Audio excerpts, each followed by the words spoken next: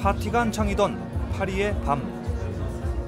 이 남자는 술 한 잔 걸치고 구석진 방에서 잠깐 잠들고 맙니다. 다음 날 정신 차리고 깨어난 남자. 집으로 가려고 나와보는데 뭔가가 이상합니다. 완전 난장판이 되어버린 파티장. 더 이상한 건 온통 피범벅이란 겁니다.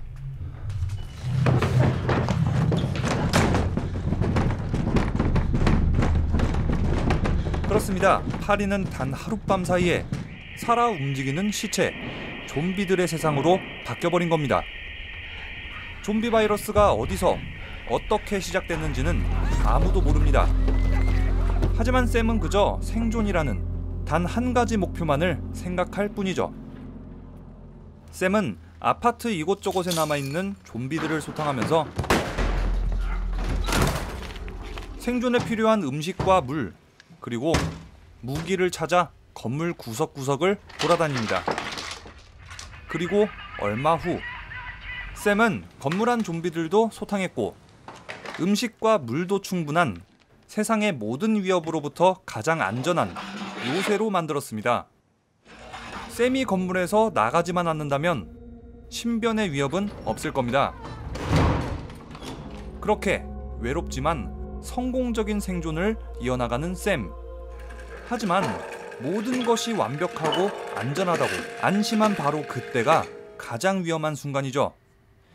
어디서인지 모르게 자꾸만 쳐들어오는 좀비들. 그리고 샘이 만들어 놓은 요새를 뚫고 들어온 한 생존자. 과연 이 여자의 정체는 누구일까요? 좀비들은 어디서 자꾸 침입하는 걸까요? 프랑스를 완전히 멸망시킨 이 좀비 사태에서 샘은 과연 생존할 수 있을까요?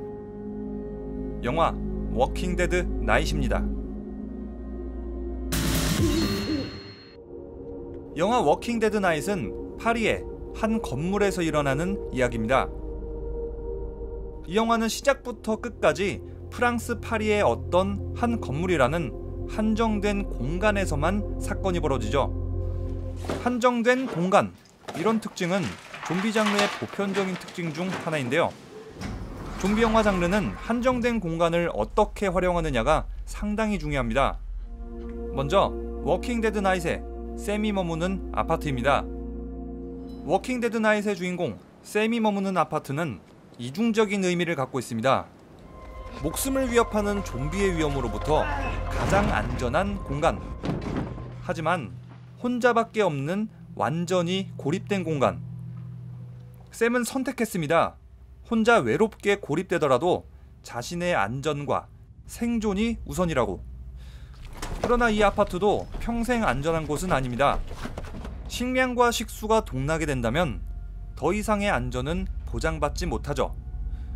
그 시점이 바로 샘의 신경 변화가 일어나는 때이기도 합니다. 좀비 영화의 레전드로 평가받는 28일 후 역시 이 공간의 이중성을 잘 활용했습니다. 먼저 28일 후에 나오는 두 부녀의 아파트입니다.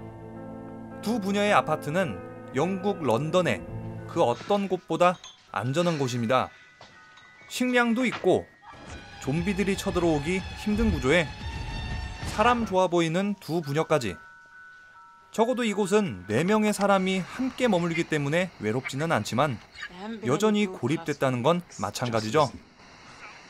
이 아파트 꼭대기에서 내려다보는 장면들은 좀비 바이러스로 폐허가 되어버린 세상을 효과적으로 보여주면서도 철저하게 고립된 공간도 표현합니다.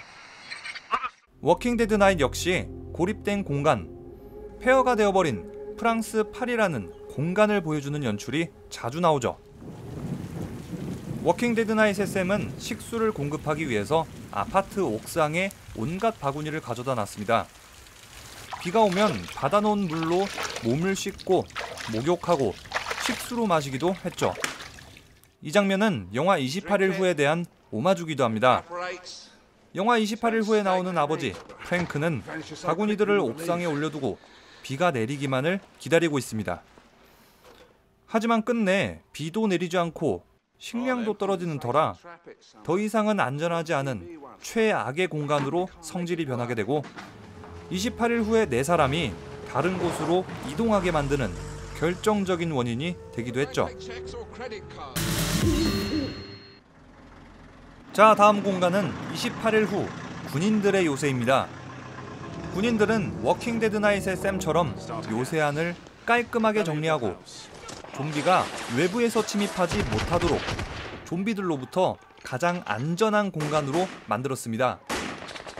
식량과 물도 넉넉하고 바리케이트에 무기까지 이곳보다 안전한 공간이 있을까 싶을 정도죠. 하지만 모든 것을 갖춘 최고의 공간에도 또 다른 위협이 있습니다. 이번에 공간의 이중성을 드러내는 장치는 다름 아닌 사람, 바로 군인입니다. 28일 후의 병사들은 사령관으로부터 약속받았습니다. So I promised them women. 세상에서 가장 안전하다고 생각된 이 공간. 하지만 군인들의 더러운 속내가 밝혀지는 순간 더 이상 안전하지 않은 곳으로 순식간에 변모하게 됩니다. 결국 세 사람들은 좀비 바이러스로 가득한 요새 밖. 좀비는 없지만 좀비의 버금가게 두려운 대상이 된 군인들이 있는 장소. 둘 중에 하나를 선택해야 되는 계기가 찾아옵니다.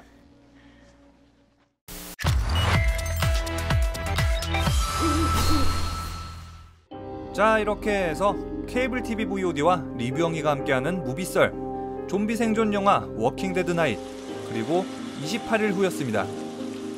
영화 워킹 데드 나잇의 주인공 샘은 혼자만의 외로운 생존을 이어나갑니다. 반면에 28일 후는 사람과 사람 사이의 갈등, 인간 군상도 함께 다루고 있죠. 이번에 케이블 TV VOD와 리뷰영이의 무비썰에서 좀비 영화 워킹 데드 나잇, 그리고 28일 후 함께 준비했습니다. 워킹 데드 나잇이 28일 후를 참고하거나 오마주한 장면 꽤 있으니까요. 이런 장면들을 찾아보는 재미, 차이점과 공통점을 알아가는 재미 느껴보시기 바랍니다. 그럼 지금까지 영화 유튜버 리뷰영이었습니다.